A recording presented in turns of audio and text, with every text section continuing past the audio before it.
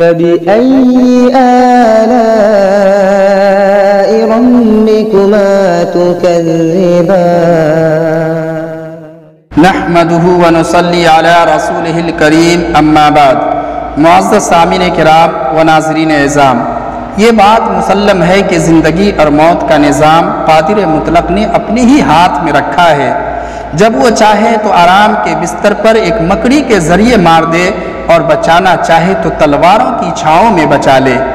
یہی وجہ ہے کہ اللہ تبارک و تعالی نے قرآن کریم میں صاف اعلان فرما دیا، فَإِذَا جَاءَ أَجَلُهُمْ لَا يَسْتَأْخِرُونَ سَاعَةً وَلَا يَسْتَقْدِمُونَ، کہ موت وقت مقررہ پر آئے گی، وقت سے ایک لمحہ نہ تو پہلے اور نہ بعد میں، چاہے وہ مضبوط سے مضبوط ترین قلعے کے اندر کیوں نہ بند ہو۔ اللہ کا فرمان ہے کہ اَيْنَمَا تَكُونُوا يُدْرِككُمُ الْمَوْتُ وَلَوْ كُنْتُمْ فِي بُرُوجٍ مُشَيَّدَةٍ۔ اس آیت کریمہ کی تفسیر کرتے ہوئے حضرت مفتی شفیع صاحب رحمۃ اللہ علیہ معارف القرآن میں حافظ ابن کثیر کے حوالے سے لکھتے ہیں کہ پہلی امتوں میں ایک عورت تھی، اس کو جب وضع حمل کا وقت شروع ہوا اور تھوڑی دیر کے بعد بچہ پیدا ہوا تو اس نے اپنے ملازم کو آگ لینے کے لیے بھیجا۔ وہ دروازے سے نکل ہی رہا تھا کہ اچانک ایک آدمی ظاہر ہوا اور اس نے پوچھا کہ یہ عورت کیا جنی ہے؟ ملازم نے جواب دیا کہ ایک لڑکی ہے۔ تو اس آدمی نے کہا کہ آپ یاد رکھیے، یہ لڑکی 100 مردوں سے زنا کرے گی اور آخر ایک مکڑی سے مرے گی۔ ملازم یہ سن کر واپس ہوا اور فوراً ایک چھری لے کر اس لڑکی کا پیٹ چاک کر دیا اور سوچا کہ اب یہ مر گئی ہے تو بھاگ گیا، مگر پیچھے لڑکی کی ماں نے ٹانکے لگا کر اس کا پیٹ جوڑ دیا، یہاں تک کہ وہ لڑکی جوان ہو گئی اور خوبصورت اتنی تھی کہ اس شہر میں وہ بے مثال تھی۔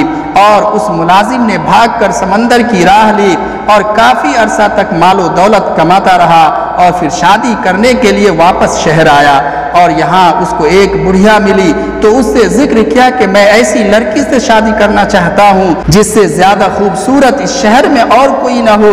اس عورت نے کہا کہ فلاں لڑکی سے زیادہ کوئی خوبصورت نہیں ہے، آپ اسی سے شادی کر لیں۔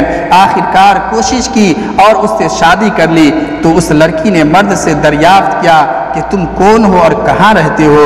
اس نے کہا کہ میں اسی شہر کا رہنے والا ہوں، لیکن ایک لڑکی کا میں پیٹ چاک کر کے بھاگ گیا تھا۔ پھر اس نے پورا واقعہ سنایا۔ یہ سن کر وہ بولی کہ وہ لڑکی میں ہی ہوں۔ یہ کہہ کر اس نے اپنا پیٹ دکھایا جس پر نشان موجود تھا۔ یہ دیکھ کر اس مرد نے کہا اگر تو وہی عورت ہے تو تیرے متعلق 2 باتیں بتلاتا ہوں، ایک یہ کہ تو 100 مردوں سے زنا کرے گی۔ اس پر عورت نے اقرار کیا کہ ہاں مجھ سے ایسا ہوا ہے لیکن تعداد یاد نہیں۔ مرد نے کہا تعداد 100 ہے۔